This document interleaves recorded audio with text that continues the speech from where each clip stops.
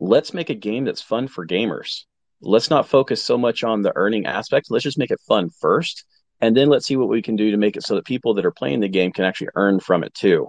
So that's the thing. It's a game for gamers by gamers. The second part is, instead of having something that's pixelated or just another trading card game, we wanted to have something where you could interact, that you could actually play. And it would look like graphics that you would see on a box, on a gaming console that you'd buy for $60 to $100. We started with Unity, but then as we started to create the game on Unity, we thought, the graphics would look so much better if we would switch over to Unreal. And that's what we did. Unreal Engine 5, we started working on that about March last year. Yeah, so I don't know where you want to start, really. If you want to maybe mention to people why Well, you let me building on just give Hive and what it is that Hive does for your game, and take it from there. Sure.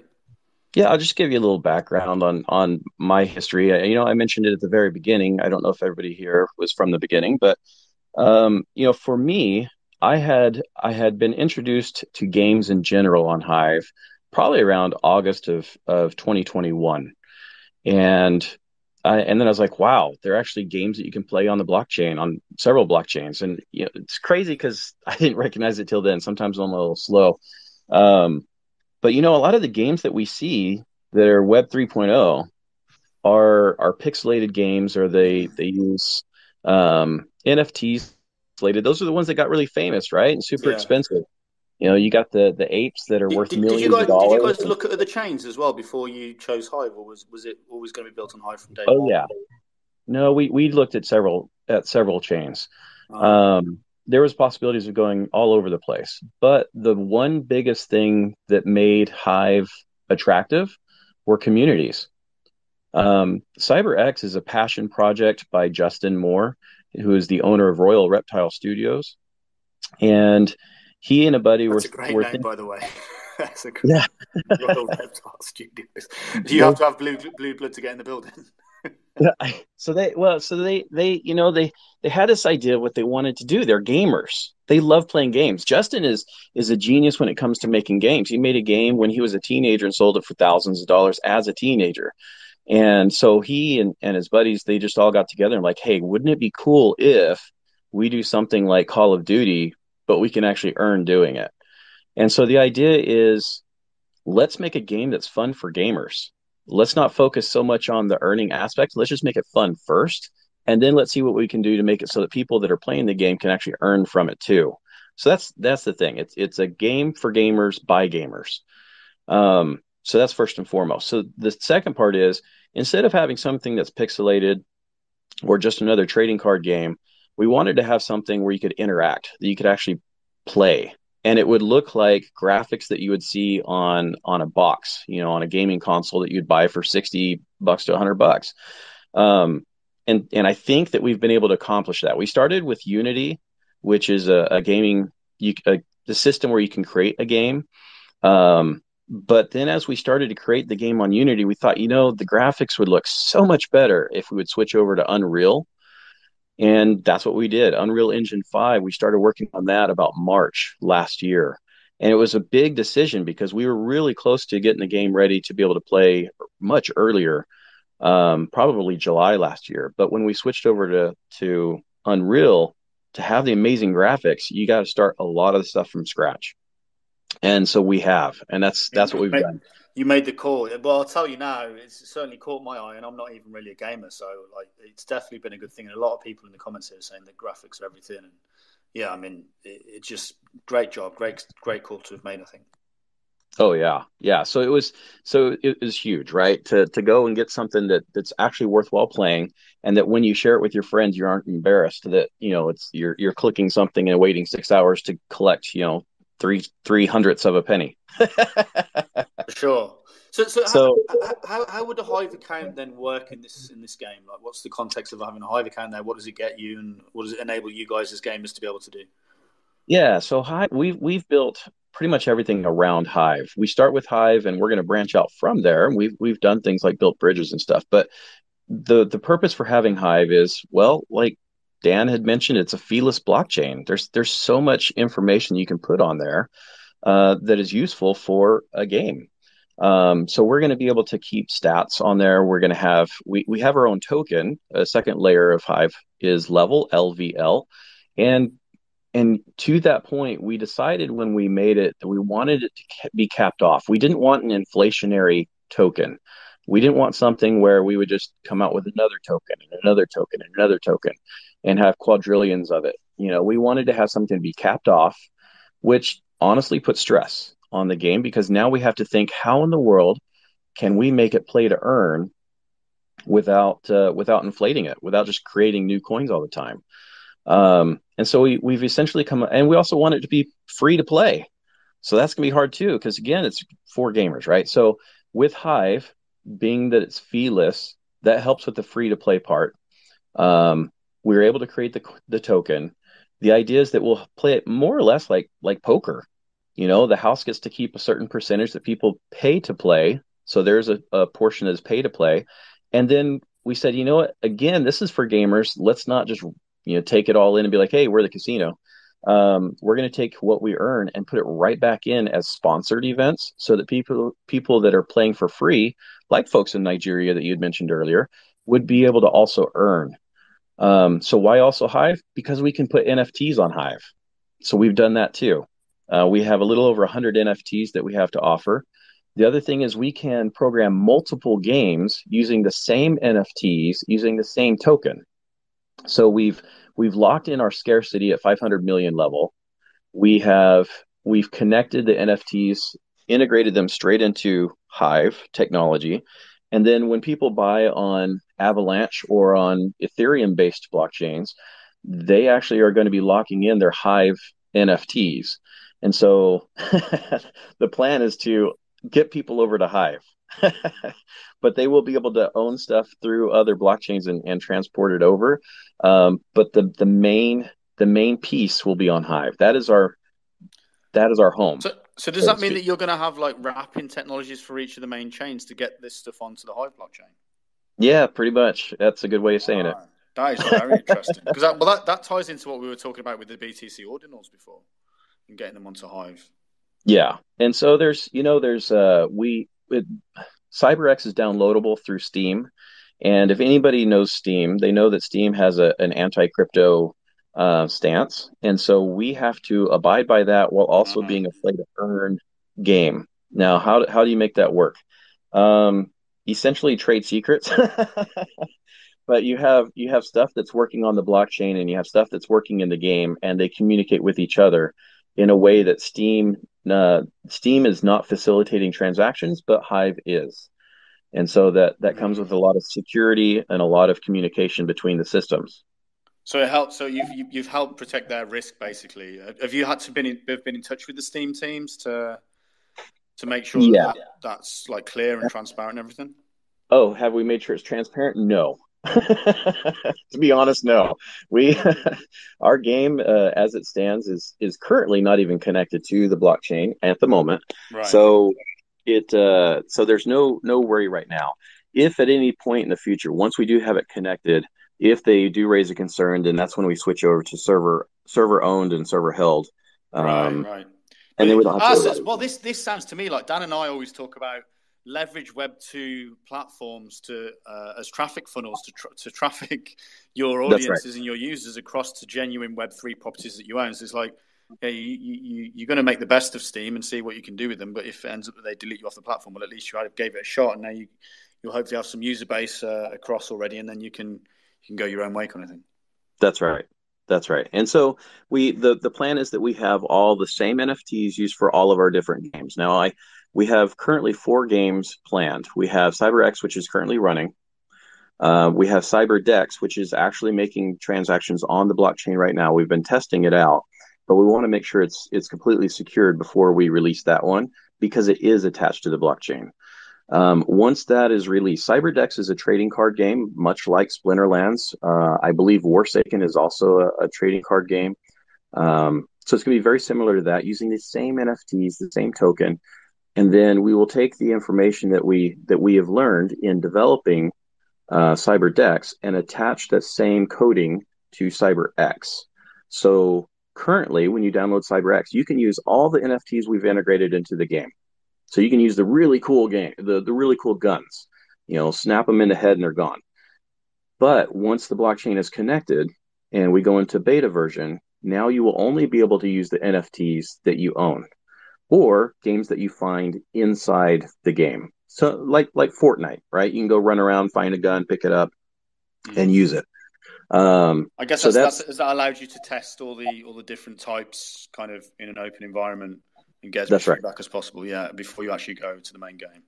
And it kind of gives people a taste, right, of Sure. what the game could be with the amazing weapons. Sure. My favorite, of course, is the Jolly Chimp. You throw this chimp and he clangs his little cymbals a couple times, then blows up, which is a common card, but it's my favorite. And then so after we have Cyber-X connected, we're going to have Psyber-X connected to Hive, and then we're going to open up Cyber Towers, which is going to be a tower defense game. It's already built. Right. We were able to build it in a little over 48 hours, but we need to connect it also to the same API and backend so that it all connects. You were able to build it in a little over 48 hours, did you say? That is correct. So is this because you've got the base code done, it's easy for you to build iterations from it? Well, I mean, the reason is you guys are hardcore. Well, one because we're hardcore. Two, because apparently Justin and Booze goes really well. And three, because Justin has been making games for a very long time, right. And so he's very familiar. He's really good at his craft, and it's passion. So does this mean that there's going to, potentially in the future, assuming Justin keeps working on this, that there could be all sorts of additional iterations going forwards then? Oh, absolutely. Yeah. So we have that's the third game is Cyber Towers. Then we'll have Cyber-Sex, which is SECTS. And then careful, it sounds like something else. And then we'll have multiple other games, right? We've talked to some people that have like a driving game that would be really cool. I personally would like to build a demolition derby game myself. So and base it all on Hive, where you put on really cool attachments on your car, you blow something up, and then you have to go fix it. So there's a lot of really great things that can happen on Hive if people will believe in its power and its ability. And so we need people like Dan as an example of somebody who can espouse that, right? They can share that with everybody, and they can understand what's going on, because it is much more powerful than we give it credit for. Well, this is something I want. The proof case is going to come in one of these games at some point for sure, and it's like there's all sorts of other blockchains that are catering to games out there, and I think some of them are getting more traction than Hive. But there's going to be a certain breaking point, isn't there? Do you foresee like a point where people like in the game building community look across and go, "There's not much that can compete with this. We need to start this is the standard we need to build over on Hive." Or do you see some of the reason why they might not see Hive, or like what would your thoughts be? How do you see that playing out with the gaming community? Will they eventually find out about this, and will they see it as superior? Well, you have games like Castle Crush, right? That you have a mobile app that you can play a game where you can send people back and forth to kill each other's castles. And they integrated NFTs last year in July. Wildlife Studios, I believe, is the one that runs them. And they integrated NFTs, and if you play with an NFT, you can earn ACS, and then you can convert that over to AVAX. The problem is the gaming studios that are huge, like this one that has millions and millions of players, they're brand new to it, so they're making all the small mistakes that like Dan talked about, putting his active key in the memo. These are small mistakes that novice people make. People that have been playing with Hive or other blockchain technologies already know some of these things to stay away from. So when Wildlife Studios put out all their NFTs immediately and started setting up the way that they did, they set themselves up for failure from the get-go. Yeah, we see that with a lot of like non-game projects where people are putting out, people who are on building systems that are going to be controversial, that could be disruptive.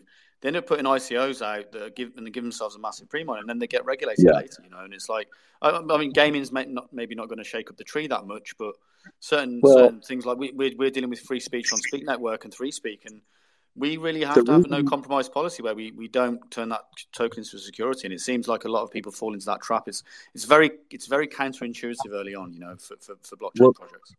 The reason I share that about Wildlife Studios is because about 5 months after they put everything out, they fired most all of the people on their team that deal with Web 3.0. It doesn't mean they're done. They're still paying out, but they've pretty much threw in the white flag. So do I think the major studios are going to do that? Yes. I think right now they got their feet wet, and then like, oh crap, I screwed up. And then they're going to turn away from it. Be like, nope, that's not what we want to do. However, games like ours and hopefully Ragnarok too, as we see more success in what we do, they can only turn their heads to see what we're doing and say, oh, maybe we were wrong. We need to do that.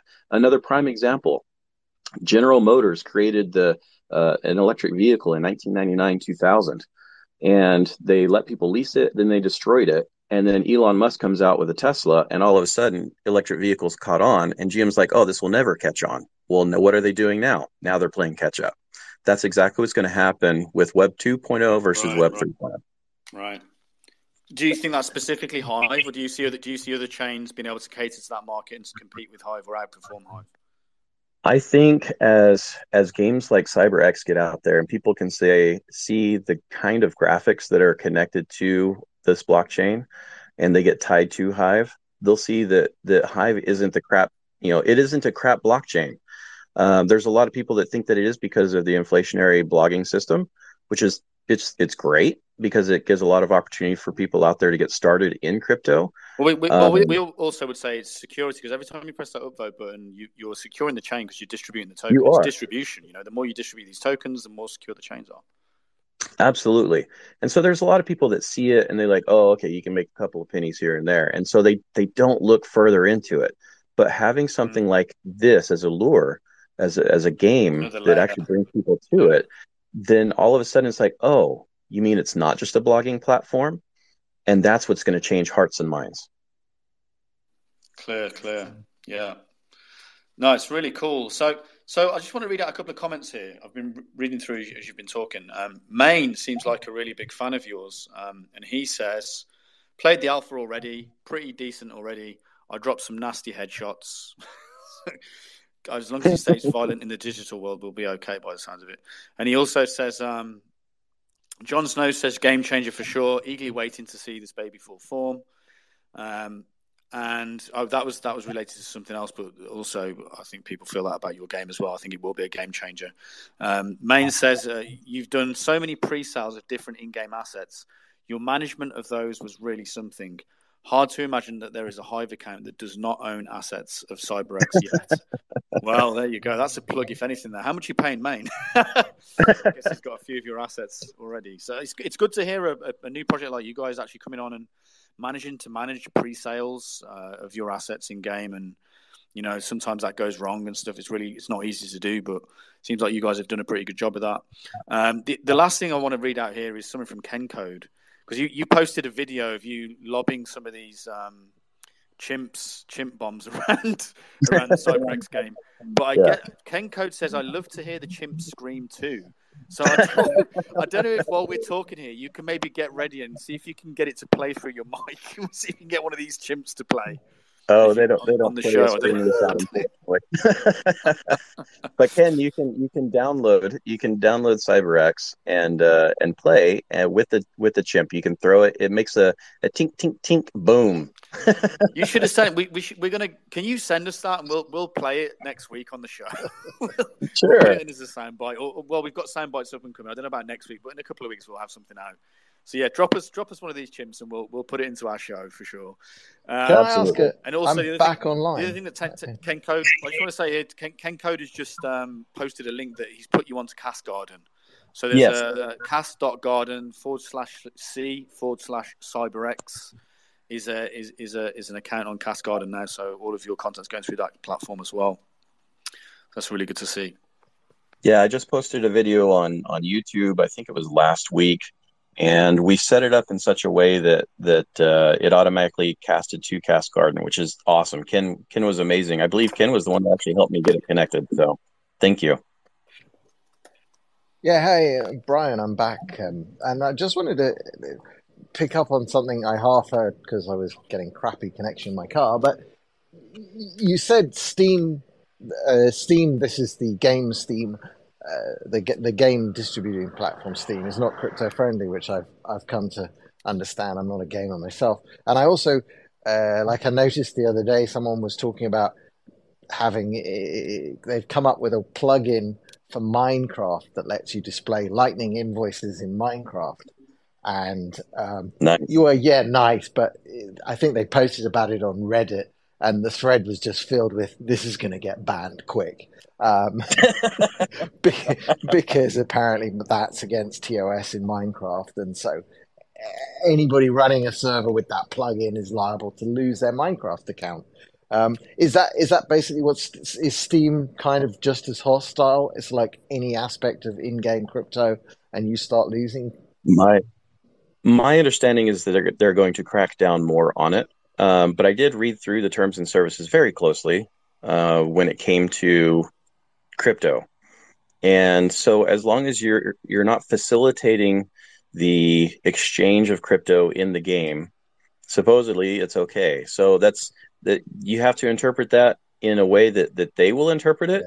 Yeah. I think that I think that the way that we have programmed everything to run will follow within the guidelines that they've given in those terms of Mm. service, which is why I call it trade secret, because if everybody does it, then you know. So I think as we I think as we are wise about how we set things out, I think that we will be able to leverage the power of Steam um, with the power of Hive. And the Steam that we're talking about is Steam STEAM, not the formerly not to be mentioned blockchain. Yeah. I love this conversation. I just love to hear this conversation because I know it's not the same Steam, so we can say it all we want. And who knows, maybe Hive will end up getting big because of some game that's built through the Steam platform. It's just the beauty of that would just be poetic. Yeah. Oh yeah.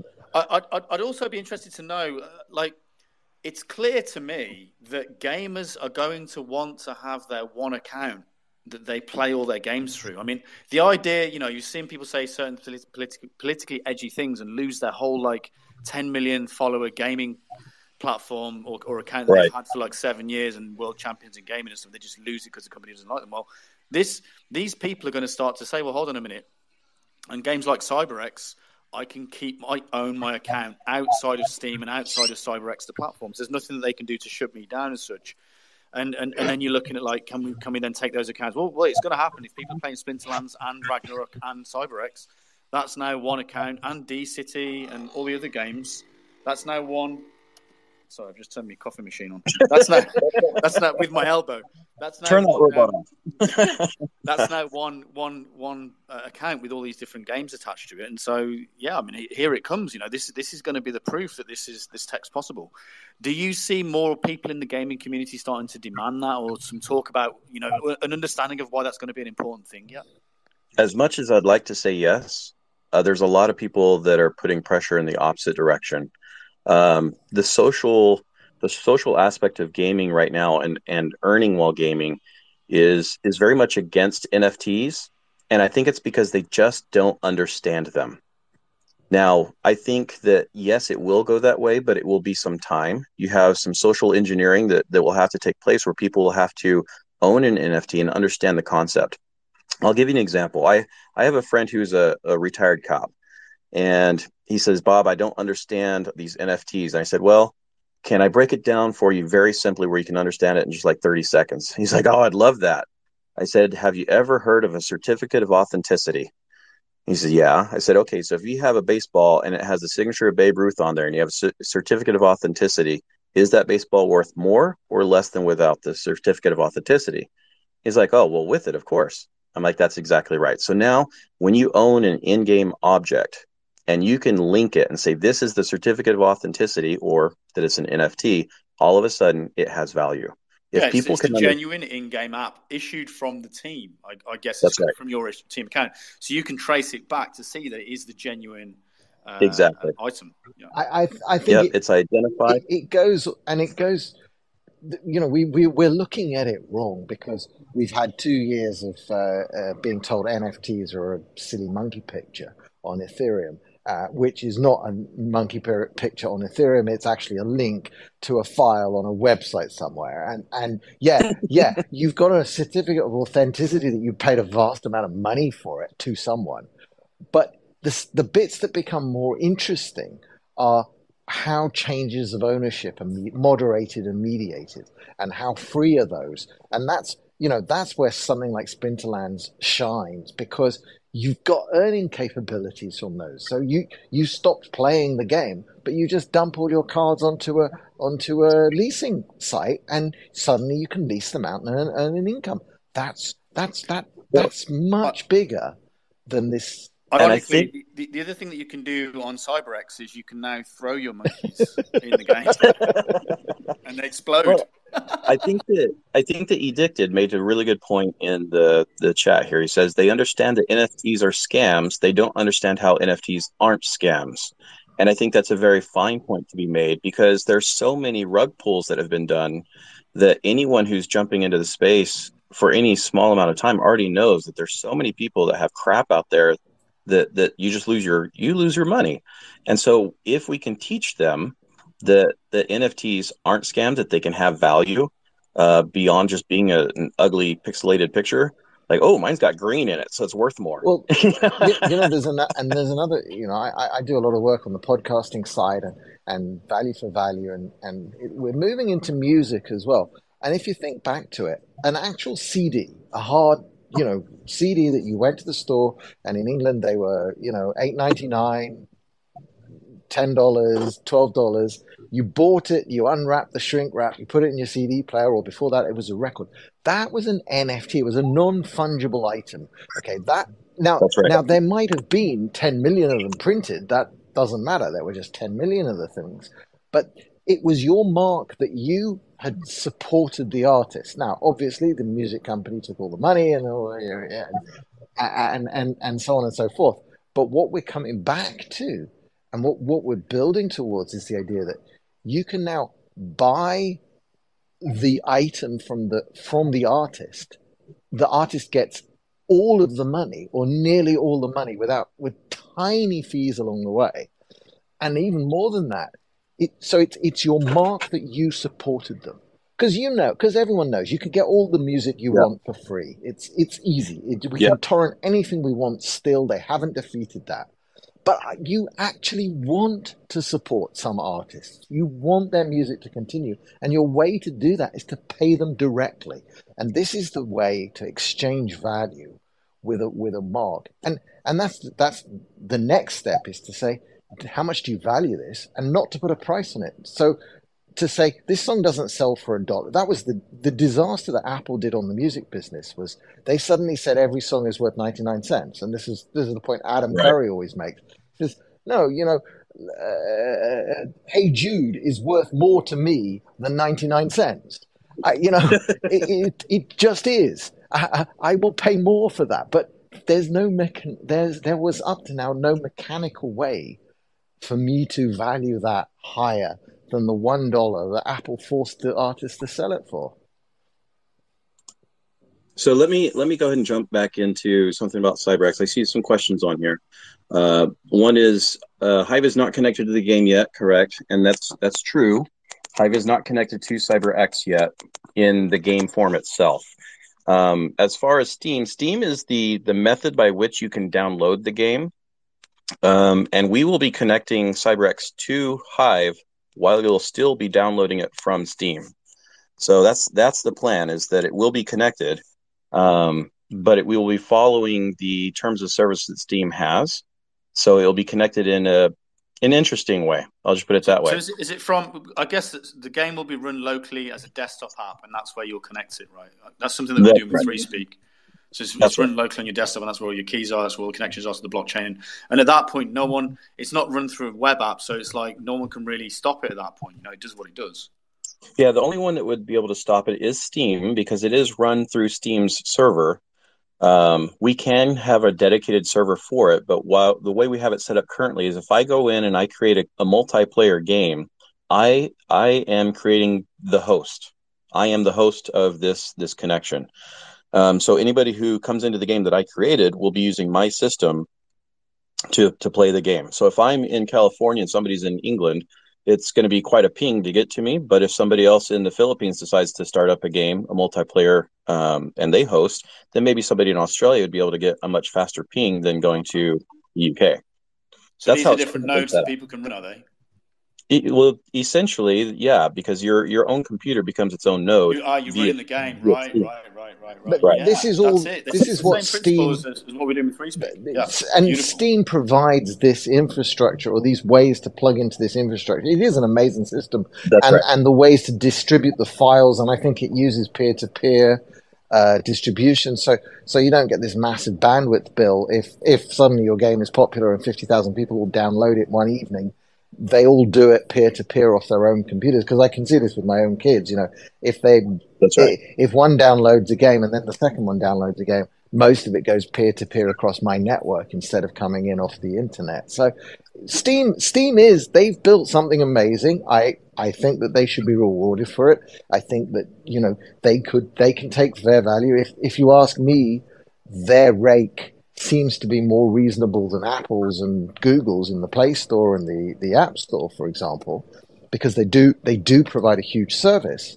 But they then layer on top of this anti-crypto thing, because they know that crypto will eventually eat their lunch. It will do the peer-to-peer stuff, but we just haven't built it all yet. So Ken Code, I just want to do one last question here, and then maybe bring Dan in for a bit. Ken Code asks, once you download the game from Steam, are you then free of their terms of service? If so, could you enable payouts once you have the final check bit, and then the game makes you change your keys or something so that the rewards can be earned and transferred, etc.? No, Steam still Through facilitates their server, right? through their server, right? So Yeah, yeah. the idea is that eventually we will have enough people playing that we will be able to get our own server. And when we have our own server, we will probably leave Steam in the dust, honestly. We'll probably leave it. There are so many gaming platforms that are posting our game so that people can come and find it and play it. Yeah. I was in discussions with, I don't know, I think I've had 6 or 7 different meetings just in the last week with different gaming guilds, different gaming platforms where they want to highlight our game and have quests and things like that in it.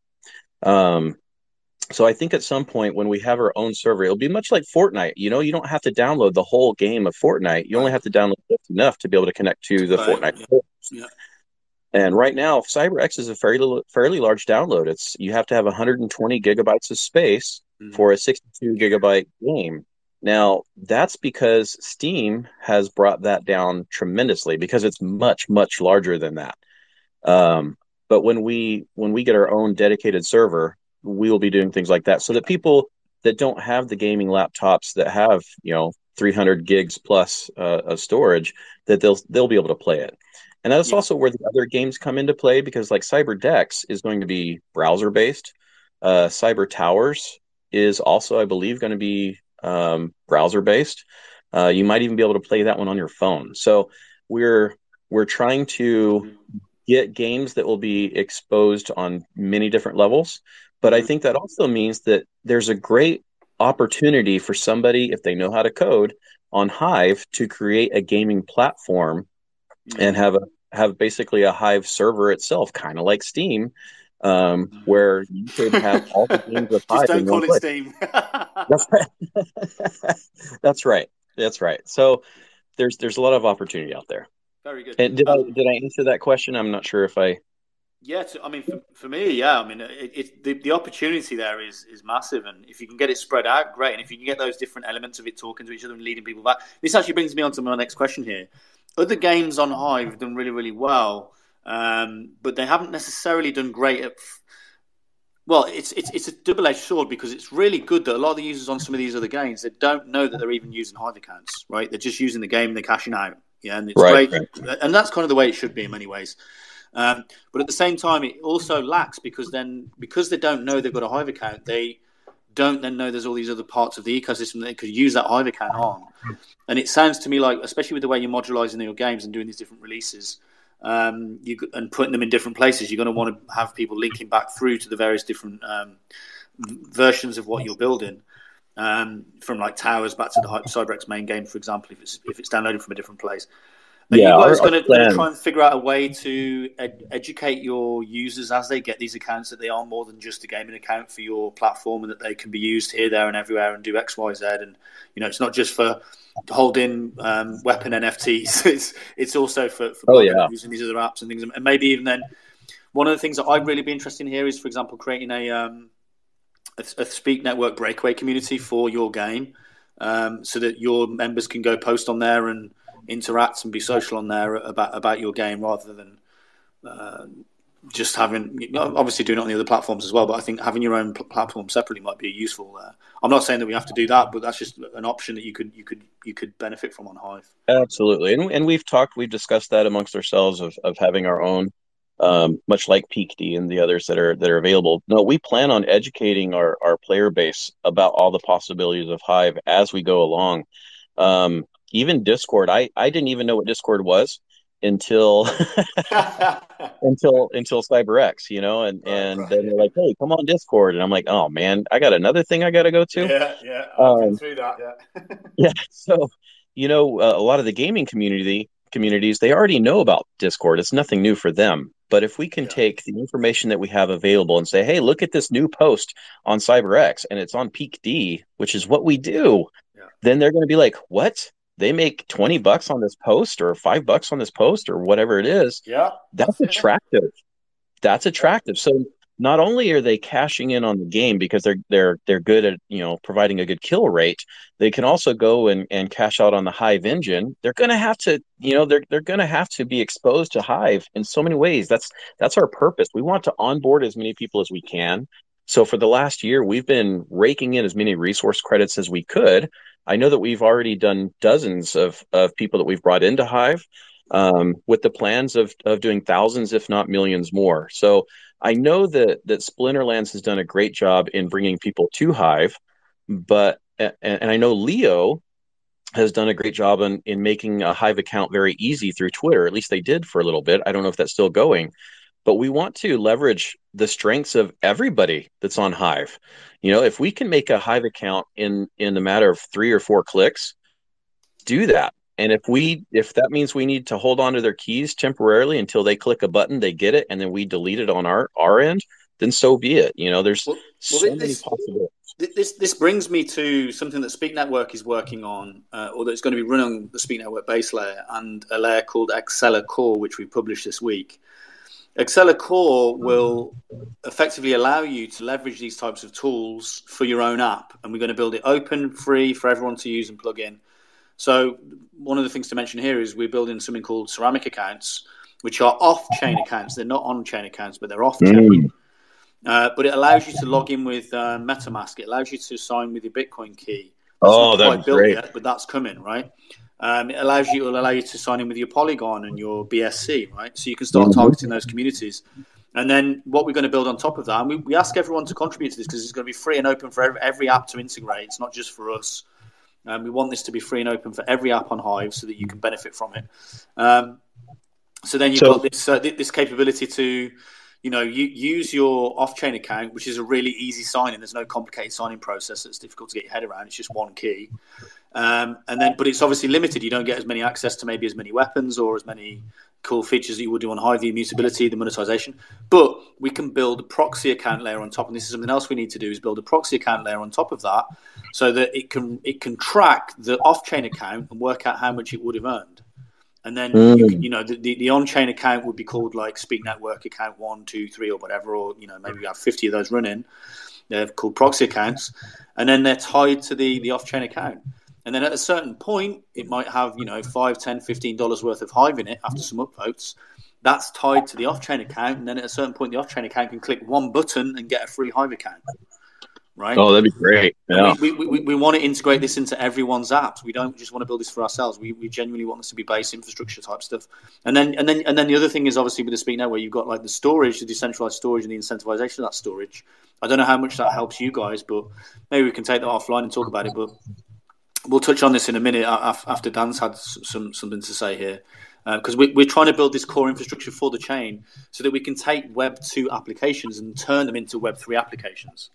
And I don't just want this to be us. I want this to be a joint effort in the Hive community. But certainly something we're going to build anyway for ourselves, but we're going to make it available for every other app to integrate. Hopefully, almost no effort whatsoever. Well, and I know that a lot of the people that we have brought into Hive have been people that we've reached out to through Ethereum and Avalanche-based blockchains, where these are gamers that are looking for games on their blockchain of choice. And so when we say, hey, we've got this game that's also, linked to the chain of your choice, but it's also linked to Hive. And by the way, you get the best benefits whenever you link a Hive account. All of a sudden they come the over. idea there with these ceramic off-chain accounts is that you will be able to link all these other blockchains to those off-chain accounts. So then you can post to Hive or post through Psyber-X with any of these blockchains. That's where it gets to. That's amazing. We're looking forward to it. I love it. So let's. I just wanted to ask Dan, because Dan's building Ragnarok, right? And he's spent the last year or so, year and a quarter maybe, working with a team of devs. I've seen the chats going back and forward and contributed a little bit, but obviously Dan's been the driving force behind that game, and it's really good to see that come into fruition as well in the near future. I see a lot of the final comments being closed out in the chats and things, so very exciting to see that coming out, and I know that's got a lot of fanfare on the chain as well.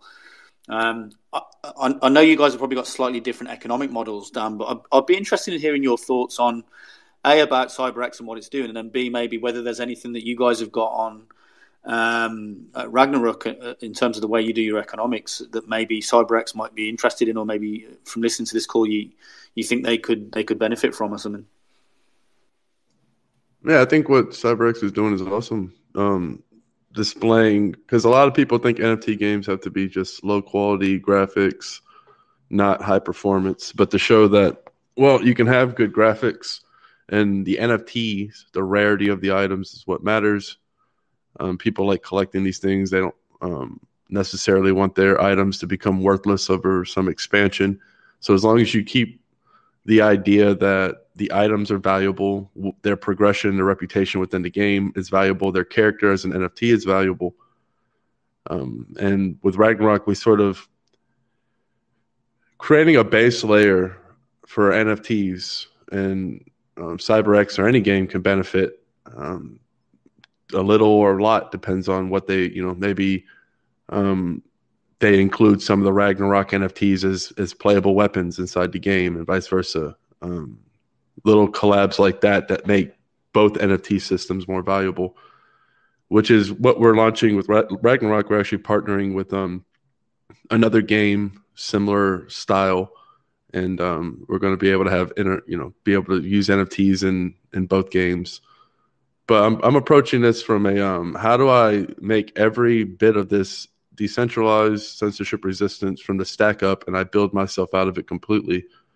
And the idea of the NFTs on layer 2, making it easy for each game to spin up their own layer 2 NFT smart contracts, because I believe every game is going to need their own DPoS style witnesses to run smart contracts. Storage layer, they can sort of rely on the Speak network for a lot of that, but if it gets to be even heavier, you can even have your own incentivized nodes there. So I think every game is going to need its own critical infrastructure incentivized. And the good thing about a game is if time is money. So if you can find a way to incentivize what you earn in the game, and you can pay that to node validators, you now have a token that's sought after if the game is fun, because you encapsulate time or skill or what have you in game currency to these miners, and now they're incentivized. So the idea here is just creating a completely self-sustaining game where everything that goes into a DAO, HBD for now, where the interest is paid back to players in a yearly tournament. People will be able to vote in governance with their NFTs. Of course, the NFTs were dropped 1-to-1 to Hive. So it's basically the Hive community that has a say in the future of the game. And then making sure that the server that it's on is distributed, and we have node operators that are actually running that critical infrastructure instead of, just a centralized server. That's why important for the game, at least our game, to be as small as possible. We want, it's basically a poker hybrid card battling game, sort of like Splinterlands or Hearthstone. But we're going to be looking to make the graphics as good as possible, yet as efficient. we're looking at storage space here, so we want the game to be as lightweight as possible, as many players to play it as possible.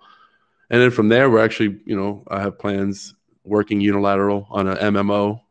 That's a big, grandiose vision. It's going to take a long time, but just to give an idea of what you can do with these NFTs, they can be plugged into any sort of game from there. And then hopefully other games build on top of it, and we can collab, at least share critical infrastructure instead of building it out over and over again. You can use what we're working on and vice versa. Peek under the hood and say, oh yeah, I do need NFTs on Hive. I do need state channels to track all the items in game, to put the stats on the Hive blockchain. All these things that every game's going to need that wants to be on Hive, I want to make it a standard. So people don't say, oh, I don't have to build that. I just plug into it. And that's sort of the vision. So as much as Ragnarok is a game, it's also a critical layer 2 infrastructure for game development. Because in order to make Ragnarok, I have to make all this anyway, or the team does. So why not make it standardized? So instead of going a short route, I'll say, okay, well, we're just going to make this completely standardized so anybody can replicate what we're doing. Yeah, no, just before you come back in there, Bob, this to me is the same principle I was just talking about in regards to account signups and other critical infrastructure. It's like Dan's mentality is also, well, let's build the critical game infrastructure that other games can benefit from that as well without having to do almost any work for themselves. So then you can pick and choose which parts of it a game would want to integrate if you benefit from it. And I know your mainframe server would be much heavier duty because of the graphic systems that you're running. But then at the same time, I look at that and I'm like, well, there's guys on the Speak Network that they're legit heavy-duty data storage people, and they're going to have data streaming capability. There's going to be some heavy-duty nodes on there. There's some legit people in the Speak Network running significant heavy infrastructure from the encoder side, from the content delivery side, from the storage side. So, I mean, not everyone will be able to store and run your game as a separate node, but certainly certain elements of it, I'd imagine there's people who would want to step up and help you run different parts of the infrastructure. And then there's going to be certain parts that you guys are going to have to invest a lot into run your own specific instance of the heavy-duty graphic stuff, especially. There's probably going to be plenty of other people on the Speak Network that will help you do that as well, Oh, yeah. No, that would be great.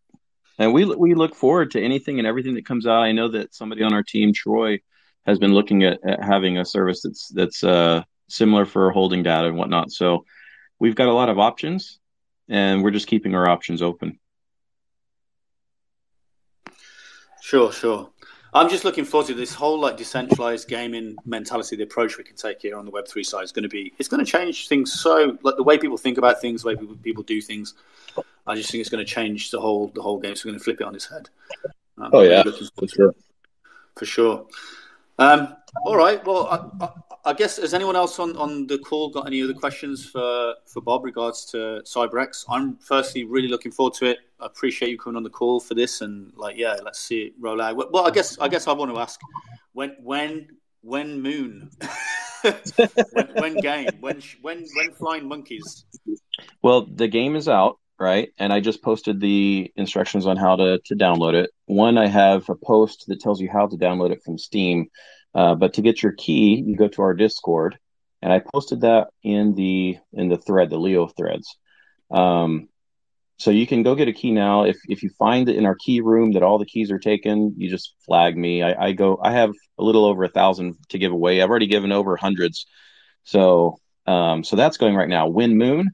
Well, that's up to the players, right? We have liquidity pools that are about 10,000. I think it's $10,000 deep worth of level and Ethereum and Hive. So that it doesn't move very quickly one way or the other unless people are buying on the market, which I usually say buy in the liquidity pool. It's much cheaper usually.